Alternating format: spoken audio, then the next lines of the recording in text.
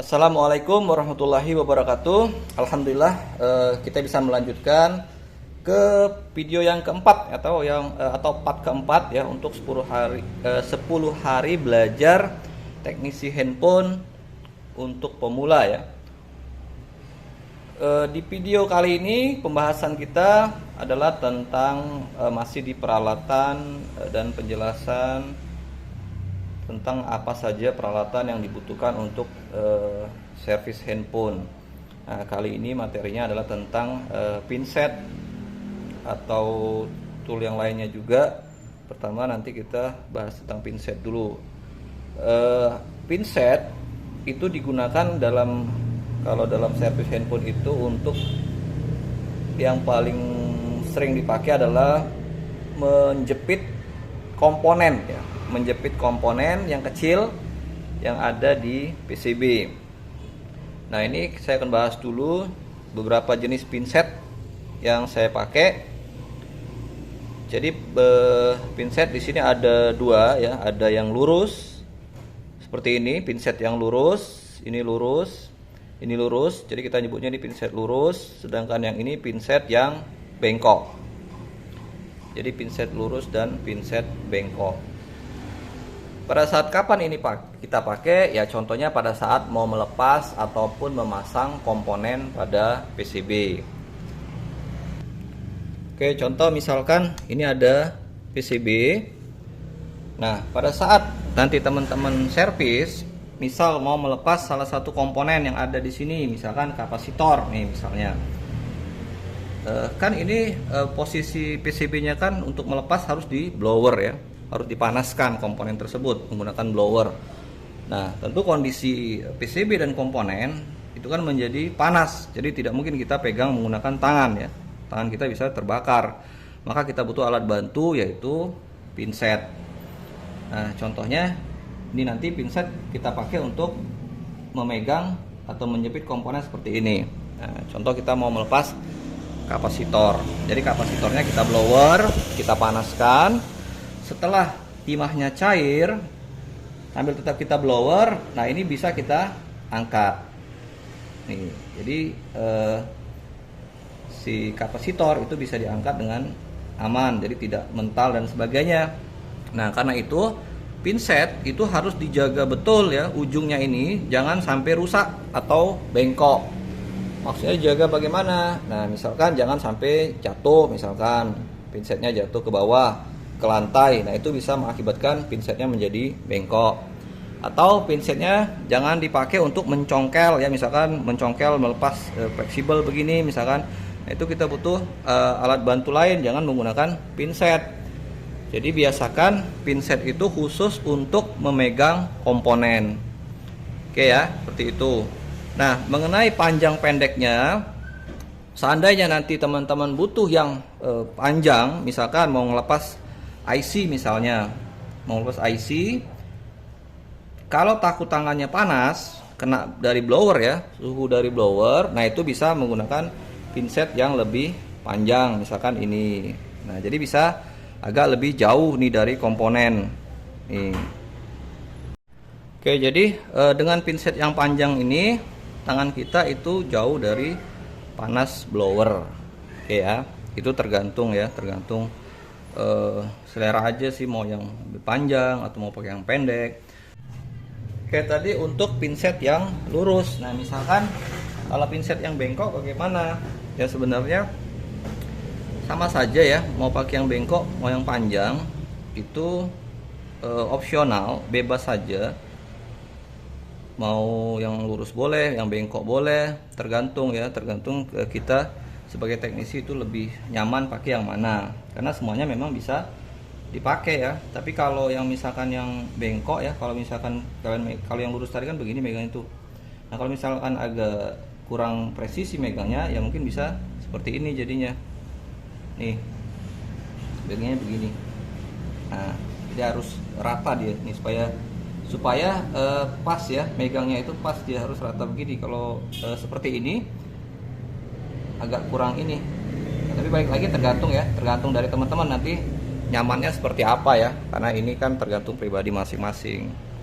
Oke, jadi yang saya jelaskan di sini hanya jenisnya saja. Jadi jenis lurus, jenis bengkok, dan untuk lurus dan bengkok juga ada perbedaan dari panjangnya ya. Jadi ada yang walaupun sama-sama bengkok, ada yang lebih panjang, ada yang pendek. Nah ini tergantung nanti teman-teman butuhnya yang mana, apakah yang pendek atau yang panjang ya. Jadi supaya tidak salah pilih. Nah tapi kelebihan dari yang bengkok ini sering juga saya pakai untuk menahan ya. Bisa juga untuk menahan pada saat mencetak kaki IC, menahan plat BGA ya. Contohnya begini. Nih contohnya begini, saat kita mencetak kaki IC, ya ini kan belum dibahas ya, tapi nanti akan kita bahas. Nah ini plat BGA, ini kan harus kita tekan ke bawah, tekan ke bawah. Nah ini menggunakan pinset yang bengkok ini sangat mudah sekali nih, jadi menahannya sangat gampang nih untuk menekan plat BGA-nya. Beda kalau sama yang lurus ya. Kalau yang lurus kan dia kurang nih, untuk menahannya kurang pas ya. Nah kalau yang bengkok itu lebih mudah untuk menekan ke bawah. Ya untuk kita nanti baru diisi dengan timah dan timah cair ya. Nah itu yang kelebihan untuk pinset yang bengkok. Jadi kalau memang ada dananya sih sebaiknya ada dua ya, pinset lurus dan pinset bengkok, karena memang semuanya akan terpakai nanti pada saat servis. Oke, nah perbedaan lainnya itu yang mungkin dari keruncingan dari pinset ya, walaupun sama-sama lurus. Nah ini kan dia, ini ada yang tidak terlalu runcing nih begini ya bentuknya. Ada juga yang lurus runcing begini. Untuk yang bengkok juga begitu, ada yang runcingnya pun beda-beda ya. Ada yang memang betul-betul runcing seperti jarum, ada juga yang tidak terlalu runcing. Nah itu juga opsional ya, nanti pilihan tergantung teman-teman. Nah yang saya garis bawahi adalah pinset tadi kan tidak boleh dipakai untuk mencongkel, karena untuk mencongkel itu di peralatan servis handphone ada alat khusus yang memang disediakan untuk mencongkel. Contohnya seperti ini, plat tipis ya di sini, tapi ini kuat ya plat tipisnya. Ini biasa kita pakai untuk mencongkel, bisa dipakai. Jadi jangan menggunakan pinset. Atau yang lurus seperti ini juga ada ya, besi pencongkel. Atau kalau mau yang tipis, nih ada yang tipis begini. Ini juga bisa dipakai untuk mencongkel. Nah, jadi jangan menggunakan pinset ya sekali lagi, karena kalau pinset itu sudah dipakai untuk mencongkel, nanti pada saat kita memegang komponen, itu komponennya kadang mental akhirnya, nggak kejepit dengan tepat gara-gara pinsetnya sudah bengkok atau tidak presisi lagi gitu ya.